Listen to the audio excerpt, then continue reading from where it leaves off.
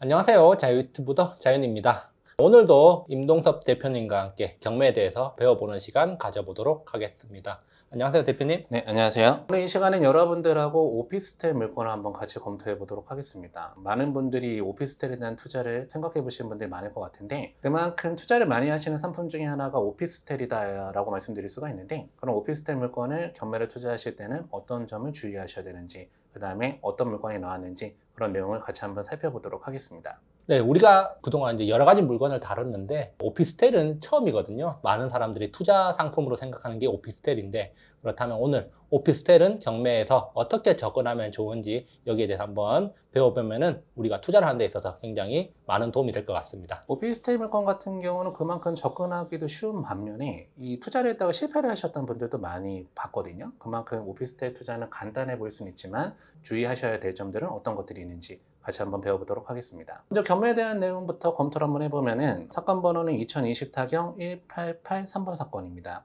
소재지는 서울특별시 서초구 양재동에 소재하고 있는 3호 물산 빌딩에 오피스텔 물건이 하나 경매 물건이 나와 있습니다. 오피스텔에 관심 있는 분들은 이 3호 물산 빌딩 하면 좀 잘 아시는 분들도 계실 거예요. 그만큼 공실이 거의 없는 오피스텔 건물이다 라고 말씀드릴 수가 있는데, 대지 지분은 약 한 5평 정도 되고 건물 실평수는 실평수가 26평 가까이 되는 그런 물건이 나오다 보니까 사이즈가 제법 큰 오피스텔 물건이 나왔는데요. 최초의 건전평가 금액은 강남권에 있는 오피스텔 치고는 가격이 좀 저렴한 편이죠. 2억 5천에 나와 있는 그런 물건입니다. 네, 지금 건물 면적이 25평. 실평수가 25평짜리 물건이기 때문에 강남에 있는 오피스텔 치고는 굉장히 면적이 큰 물건이 나왔기 때문에 임대사업을 한번 해보시려는 분들한테 괜찮은 물건이 되지 않을까 이렇게 생각이 되는 물건입니다.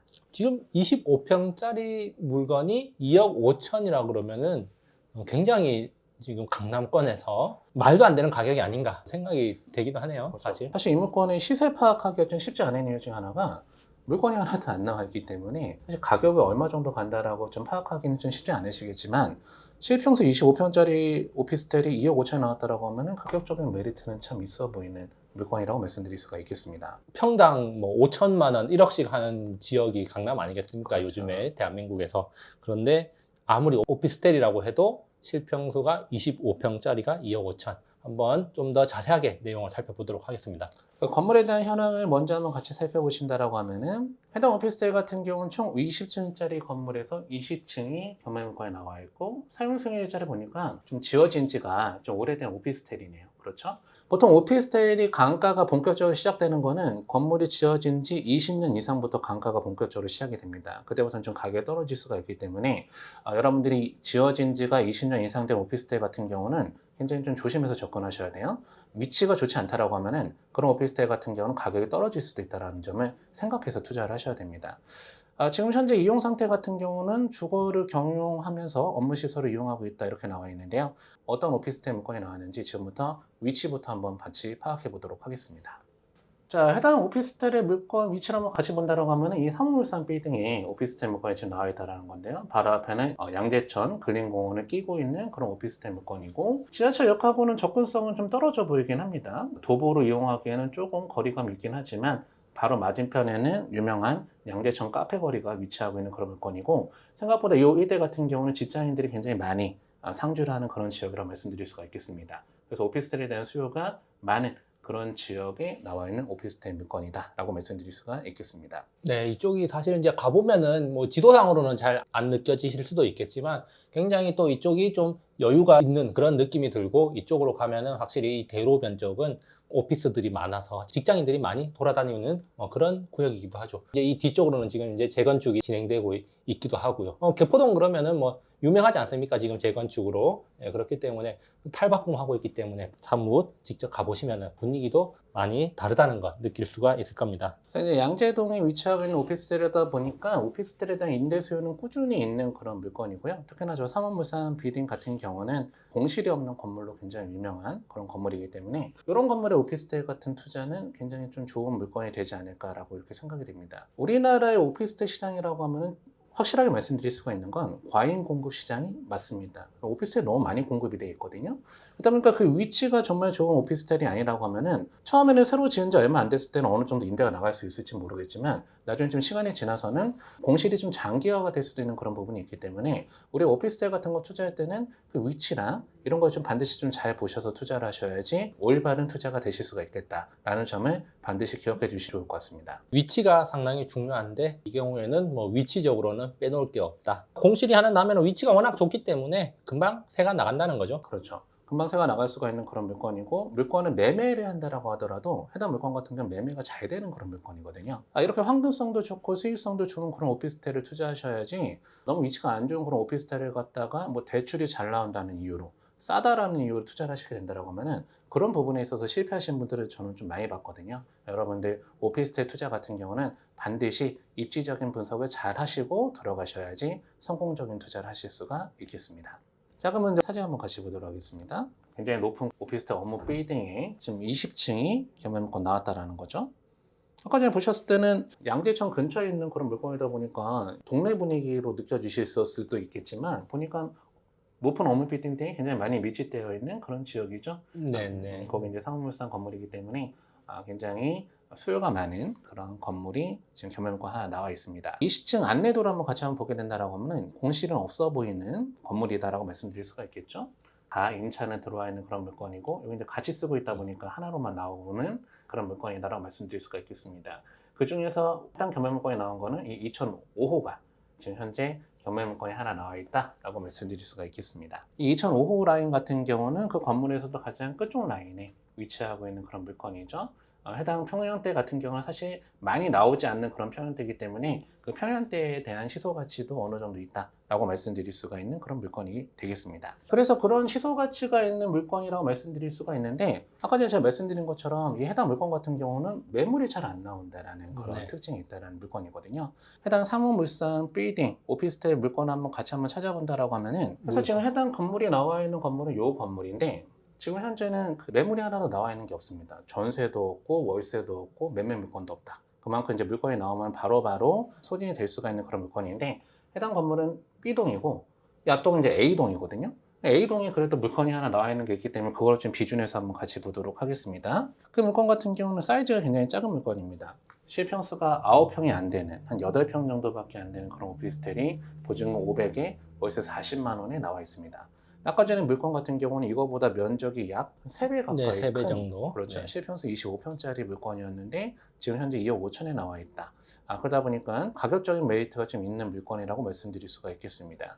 최근에 매매 실거래가를 한번 보게 된다라고 하면은 여기 같은 경우는 이제 53 타입 실평수 8평짜리가 얼마 전에 거래가 된 게 1억 2,500만 원에 거래가 되다 보니까 지금 평당가로 본다라고 하면은 평당 한 1,700 정도. 그렇죠. 실평수 나오는 기준 하면 평당 1,700만 원 정도라고 말씀드릴 수가 있는데 아까 전에 물건 같은 경우는 실평수 25평이지 않았습니까? 실평수 25평인데 그 물건이 아까 전에 2억 5천에 나와 있다라고 하면은 그 평당가에 대한 그런 메리트는 굉장히 저렴하게 나와 있지 않는가 이렇게 판단이 되는 물건입니다. 네, 그래서 최소한 뭐 3억 이상은 가야 될 것 같은데. 그렇죠. 네, 제가 평당가로 봐도, 따져봤을 때는 3억 이상에 대한 가치는 충분히 있는 물건이지 않은가. 그리고 월세를 받는다라고 하더라도 한 120에서 150만 원까지 받을 수가 있는 물건이지 않는가 이렇게 판단이 되는 네. 물건입니다.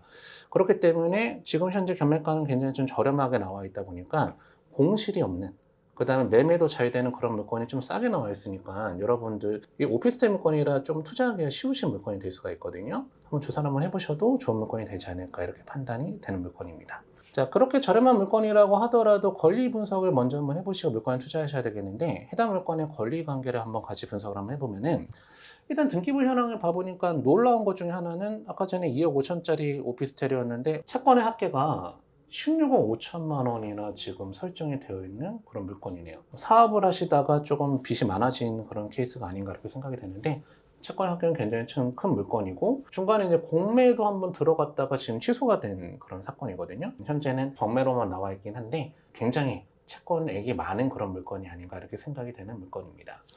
지금 보니까 KNJ 코리아라는 회사가 의도적으로 경매로 넘겨버린 게 아닌가 좀. 빚잔치를 했을 수도 있겠죠. 네네. 이렇게 많이 받아놓고 그냥 하나 던져버리자 뭐. 3억에 사가지고 15억 대출 받아서 그냥 먹튀하는 그런 느낌이 좀 들긴 합니다. 일단 뭐 참고사항을 본다라고 하면은 이 KNJ 코리아가 해당 물건이 2014년도에 거래를 했을 때는 거래가가 2억 9,500만 원이라는 건데 사실 저 때보다는 지금 부동산 가격이 좀 올라 있는 그런 시기인데 네. 지금 2억 5천에 나와 있다라고 하면은 가격은 좀 싸게 나와 있는 게 아닌가 이렇게 판단이 되는 물건입니다. 이렇게 아무리 채권이 많이 설정되어 있어도 우리가 권리 분석하는 건 요령은 항상 똑같아요. 말소 기준 권리를 찾으면 되는데 해당 사건에서 말소 기준 권리가 되는 거는 2014년도에 설정된 우리은행의 근저당권 채권이 말소 기준 권리가 되고요. 아무리 채권이 많아도 그 권리부터 시작해서 모든 권리가 다 소멸하기 때문에 해당 물건에 낙찰받게 되신다라고 하면은 여러분들 추가적으로 부담하셔야 되는 그런 비용은 없는 사건입니다. 밑에 뭐 아무리 뭐가 많이 달려 있어도 일단은 말소 기준 권리 이하로는 우리가 전혀 신경 쓸 필요도 없다. 물론 이제 채권자들 입장에서는 굉장히 조금 억울할 수도 있겠지만 그렇죠. 우리가 경매를 통해서 낙찰받는 거는 법적인 절차를 통해서 권리를 부여받는 거기 때문에 우리가 신경 쓸 거는 없다 이렇게 볼 수가 있겠습니다. 그 다음에 여러분들이 이제 판단하셔야 되는 건 임차인에 대한 권리관계를 한번 판단해 봐야 되는데 해당 사건의 임차인에 대한 권리관계를 같이 한번 봐보면은 일단은 임차인은 2명으로 나와 있는데 대표자는 똑같습니다. 대표자는 똑같습니다. 그러다 보니까 그 한 공간에 사업자를 2개를 넣어서 쓰고 있다라고 말씀드릴 수가 있겠죠. 한 사업자 같은 경우는 보증금 500에 월세 20만 원. 그 다음에 KNJ 코리아라고 하는 규정 같은 경우 지금 보증금 2천에 월세 176만 원이 이렇게 되어 있는데 해당 이 사업자 같은 경우는 소유권자에 대한 그런 사업자죠. 그러다 보니까 임차인이 아닐 가능성이 좀 있지 않는가라고 판단이 되는 그런 물건인데 보증금은 2천에 월세가 176만 원이다 이렇게 되어 있다 보니까 사실적으로 받는 월세는 160만 원이겠고 나머지 16만 원에 대한 부분 같은 경우는 부가세겠죠. 네. 해당 사업자 같은 경우는 소유자, 법인 소유자로 되어 있는 게 사업자로 들어있다 보니까 이거 사실적으로 임차인이라고 볼 수가 있지는 않은 물건처럼 보이긴 하는데요. 그래도 그 부분에 대한 조사는 꼭 한번 해보시고 들어가셔야 되는 물건이 될 수가 있겠습니다. 지금 이제 대충 뭐 시기적으로 봤을 때 임차로 들어왔다가 건물을 매수를 하고 그리고 이제 그 건물을 담보로 빚을 많이 땡기고 그리고 나서 회사를 뭐 부도를 냈는지 어땠는지는 모르겠지만 경매에 넘어갈 즈음 해서 새로운 사업자를 하나 등록을 하고 그렇죠. 뭐 이렇게 있는 걸로 봐서 이 KNJ 코리아 대표가 의도적으로 뭐 그렇죠. 이렇게 지금 운영을 한 게 아닌가라는 생각을 해보게 되는 또 그런 사건이네요. 그래서 일단 임차인 분석으로는 대항력 있는 임차인의 보증금은 전액 매수인이 인수한다 이렇게 나와 있긴 한데 이 부분에 대한 건 제가 봤을 땐 가능성이 그렇게 커 보이진 않지만 그래도 여러분들 그 부분에 대한 거는 반드시 꼭 한번 체크를 한번 해보셔야 되는 물건이라고 말씀드릴 수가 있겠다. 이 사람들이 이제 예전에 사업자 등록 처음 했을 때 당시에는 임차인으로 들어왔을 때 월세를 160만 원 정도 가량 내서 들어왔다라고 하면은 아까 전에 제가 말씀드린 것처럼 일단 물건 같은 경우 월세를 받게 된다라고 하면은 150만 원 가까이는 받을 수가 있는 물건이지 않는가 이렇게 생각이 되는 물건은 맞거든요. 그러면은 감정평가금액 2억 5천 원 금액 같은 경우는 상당히 저렴하게 나와 있는 물건이라고 말씀드릴 수가 있다라는 거죠. 이제 2014년도에 이 KNJ 코리아라는 회사가 이 물건을 살 때 2억 9,500에 샀잖아요. 그렇죠. 예, 그렇게 따지면은 2014년도에 비해서 지금 부동산 가격이 오른 것들을 또 감안을 해보고 그동안의 물가 상승률을 계산해 본다면은 충분히 일단 현재 시가로는 뭐 3억 이상이 나올 수 있는 물건 같이 생각이 되네요. 그렇죠. 네. 그러다 보니까 지금 시가보다 저렴하게 나와 있는 그런 물건이고 매매도 어느 정도 잘 될 수가 있고 임대 수익률도 괜찮은 그런 물건이 굉장히 저렴하게 나와 있다 보니까 오피스텔 같은 거 투자하실 때 저는 이런 오피스텔 투자는 괜찮은 투자라고 생각이 듭니다. 근데 일반적으로 위치가 안 좋은데 가격이 싸다라는 이유만으로 오피스텔 투자하시게 된다라고 하면은 그런 물건들 같은 경우는 공실이 장기화될 수도 있고 나중에 팔고 싶을 때도 못 팔 수가 있는데 이런 물건 같은 경우 여러분들이 오피스텔 물건 중에서도 좋은 물건이라고 말씀을 드릴 수가 있는 물건입니다. 요즘에 강남 쪽에는 오피스 수요가 워낙 많아서 사무실을 구하기가 힘들다 그러잖아요. 그 정도로 오피스 수요가 많기 때문에 뭐 이런 물건은 또 공실 걱정은 안 해도 되는 물건이 아닐까 뭐 그런 생각을 해봅니다. 일단 뭐 위치적으로도 굉장히 좋고 그렇죠. 주변에 오피스 빌딩들도 많이 위치해 있는 걸로 봐서는 실제로도 좋은 위치고 실제로 한번 가보시면은 저도 이제 가끔씩 저쪽으로 볼 일이 있어서 가는데 느낌도 좋고 네, 오피스 뭐 활력도 느껴지고 그런 동네이기도 합니다. 그렇죠.